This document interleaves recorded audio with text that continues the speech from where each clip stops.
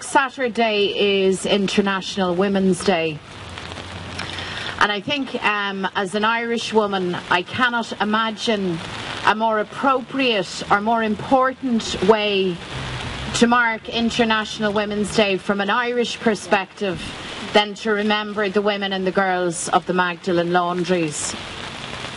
Because the experience of those women, of those girls, really demonstrated the very, very worst of Irish society, of our collective prejudices, of our negligence, and of how hard the system and the citizens could be to each other. And today, as Lynn has said, is the third year that we've met here to remember, to commemorate, to honour the memory of those women and girls. But a gathering like today is about much more than looking back. It's also about looking to the here and now and looking to the future. And the Magdalene women and girls suffered most grievously. I think the most grievous wrong, to my mind, done to so many of them is that they were denied, even in death, their identity. I cannot imagine a more degrading, a more humiliating act towards any human being as to deny their very existence and personhood. So when we meet here today and we lay our flowers, we shout their identity out loud and clear, and we say we remember you, we see you, we hear you, and we vow that this will not happen again on our watch.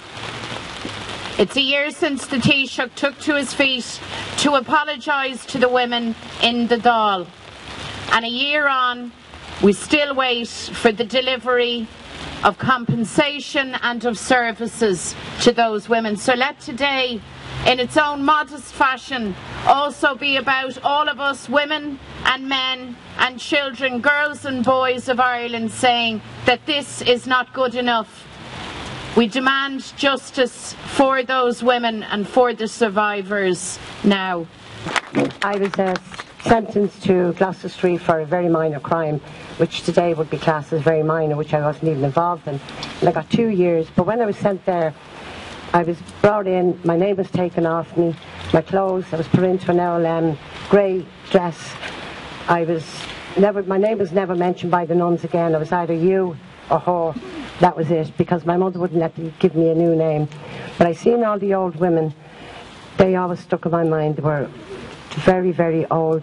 They were working like as if they were 20 years of age. They were made feed all the big machines. Oh, it was really bad. Some of them, they died there. Then we were brought to Hyde Park for their funerals, which was very, very distressing, because it was very cold, and they were just thrown in an L box and put in the grave, and that was it, and we were sent back.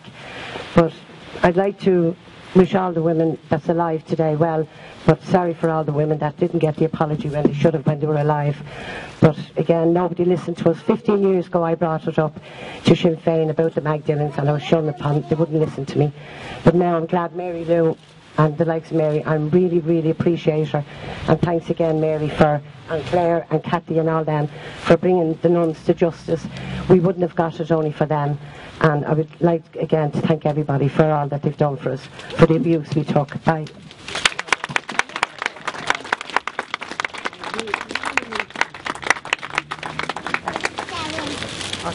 May this country never forget what happened. Let this be a lesson to everybody. Keep your eyes open, keep your ears open, speak out. It is a shame what happened to you. It's a shame. You're a star. Thank you very much. God bless. Thank you. Thank you very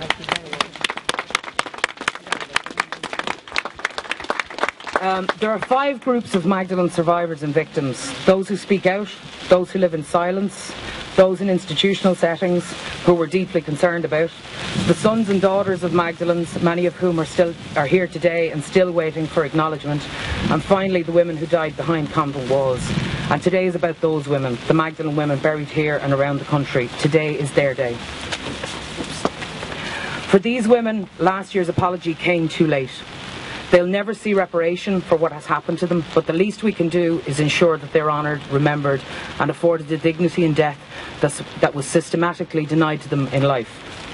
I've often said that you'll know when you're talking to a Magdalene survivor because they think of others before they think of themselves. These women, all of them, are our guiding lights. Despite everything that has happened to them, Ireland's Magdalene survivors have borne their pain with a great deal more dignity, respect and emotional intelligence than the religious orders who perpetrated the abuses against them and the state that allowed it to happen. They truly are our grandmothers, our heroines and our national treasures. The women who are buried here in Magdalene graves are no different. They too are our guiding lights. Even the most cynical of us in JFM research, and we are a very cynical bunch, cannot deny the uncanny feeling that from time to time we're being looked after. And the church had a hand in it, the state looked away from it and encouraged it in many cases. And people as well, if we're honest, people tolerated this. So as women, as we come towards remembering International Women's Day, I think it's really important as Irish women that we remember the Magdalenes and that we say this will never happen again. And we've a job to make sure that this kind of treatment never occurs again.